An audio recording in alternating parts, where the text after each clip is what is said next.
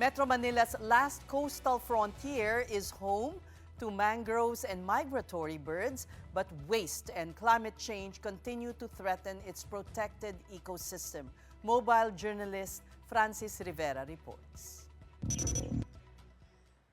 The Las Piñas and Parañaque Wetland Park is tagged as Metro Manila's last coastal frontier because of its mangrove, birds, and biodiversity. Within its 181.63 hectare area, 36 hectares are allocated to mangrove forest. Because of this, it has been recognized by the Ramsar Convention as Metro Manila's last remaining coastal mangrove frontier, serving as a vital natural storm barrier for communities living near the coast. It is also recognized as the first ever critical habitat established in the Philippines. Aside from its mangrove ecosystem, it is home to 173 species of birds and has been designated a wetland of international importance due to the presence of migratory bird species. These are just some of the distinctions and recognitions received by the LPPWP. To further protect and conserve the park, ongoing efforts include biodiversity monitoring, environmental assessments, and habitat rehabilitation programs.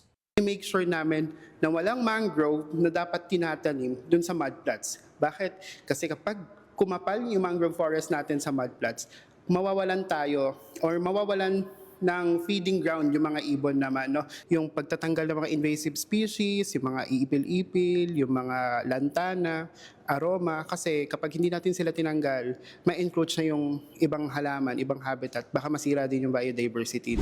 In 2018, the LPPWP was declared a protected area under Republic Act No. 11038, also known as the Expanded National Integrated Protected Area System Act. In addition to climate change, one of the major threats to the park is the accumulation of waste from residential communities connected to Manila Bay. Park officials said that a large portion of the waste found in the area is transported by the tidal currents and eventually end up along the park's shoreline.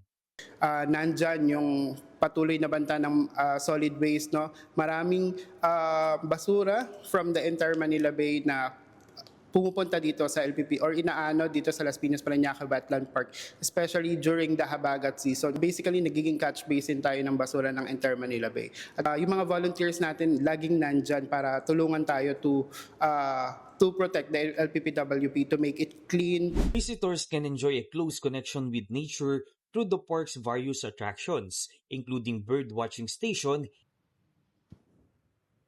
a bamboo situm, a boardwalk that leads through the mangrove forest, and a museum. Admission to Las Piñas Parañaque Wetland Park is free from 7 a.m. to 4 p.m., subject to an appointment system. To schedule a visit, guests only need to send an email through the park's official website. And as part of their conservation efforts, park officials are urging the public to practice responsible waste management. Ang DNR and CR ay kasama nyo kami, no? Kasama nyo kami sa pagpapangalaga ng Las Piñas Parañaque Wetland Park. Yung panawagan natin sa mga tao nakapaligid, especially for those waterways, sana mas maayos at mas may sistema yung pagtapon ng basura. Mga kapatid, mobile journalist Francis Rivera, we are One News.